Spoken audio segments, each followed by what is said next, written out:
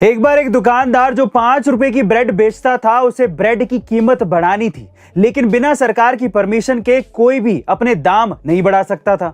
इसीलिए वो दुकानदार एक सरकारी अधिकारी के पास पहुंचा और उसे बोला कि मुझे ब्रेड के दाम 5 रुपए से 10 रुपए बढ़ाने हैं। उस अधिकारी ने बोला, नहीं नहीं भाई, तुम 10 रुपए की जगह पर ब्रेड के दाम 30 रुपए कर दो। ये सुनकर खुश होकर निकल गया, लेकिन दूसरे दिन ही दुकान से सामान खरीदने वाले लोग एक ब्रेड की 30 रुपए की कीमत देखकर भड़क गए और सभी लोग उस सरकारी अधिकारी के पास गए और बोले, ये दुकानदार अत्याचार कर रहा है, एक ब्रेड 30 रुपए में बेच रहा है, हमें लूट रहा है। इस पर उस अधिकारी ने उस दुकानदार को बुलाया और कहा, ये मेरी जनता है, तू उन्हें भूखा नहीं मार सकता, इसलिए तुम कल से एक ब्रेड को आधे दाम में ही बेचोगे, ये मेरा आदेश है। ये सुनकर सारी जनता सरकार की तारीफ करने लगी और इसके बाद से 5 रुपए की ब्रेड 15 रुपए में बिकने लगी। अब जनता भी खुश, दुकानदार भी खुश और सरकार भी खुश। इसे कहते हैं सांप भी मर जाए और लाठी भी ना टूटे। वैसे गाइस, आपको अधिकारी का ये शातिर दिमाग वाला आइडिया कैसा लगा, कमेंट सेक्शन में जरूर लिखेगा। कैसे दुनिया का सबसे पुराना विश्वविद्यालय नालंदा विश्वविद्यालय आज एक खंडर बन के रह गया है।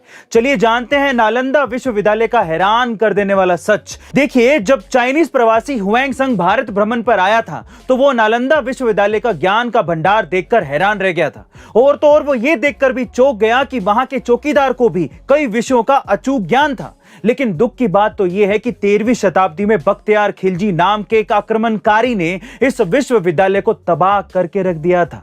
कहा जाता है कि नालंदा विश्वविद्यालय की लाइब्रेरी इतनी बड़ी थी कि इसमें मौजूद किताबें आग लगाने के बाद भी 6 महीने तक जलती रही थी।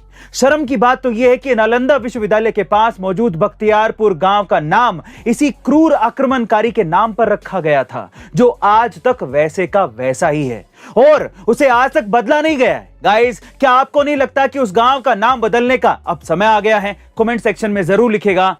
हमारे भारत की स्पेस एजेंसी इसरो एक और बड़ा कारनामा करने जा रही है, जो अगर हो गया तो हर भारतीय का सिर दुनिया में ऊंचा हो जाएगा। क्या है वो कारनामा, चलिए जानते हैं। दरअसल साल 2019 के चंद्रयान 2 मिशन की असफलता के बाद इसरो फिर से बाउंस बैक करके इस साल 13 जुलाई 2023 के दिन दोपहर 2:30 पर अपना चंद्रयान 3 मिशन लॉन्च करने वाला है। GSLV मार्क 3 की भरपूर शक्ति के साथ चंद्रयान 3 श्रीहरिकोटा के सतीश धवन स्पेस सेंटर से लॉन्च किया जाएगा और अगर यह मिशन सक्सेसफुल रहता है, यानी लैंडर और रोवर सही तरीके से चंद्रमा पर लैंड करते हैं, तो ऐसा करने वाला भारत दुनिया का चौथा देश बन जाएगा। बस अब हम लोगों को भगवान से यही प्रार्थना करनी है कि इस बार चंद्रयान 3 मिशन सफल हो जाए, जिससे भारत एक नया कीर्तिमान रच पाएगा। गाइस, इसके बारे में आपका क्या ख्याल है? कमेंट सेक्शन में जरूर लिखिएगा। मिलते हैं अगली वीडियो में।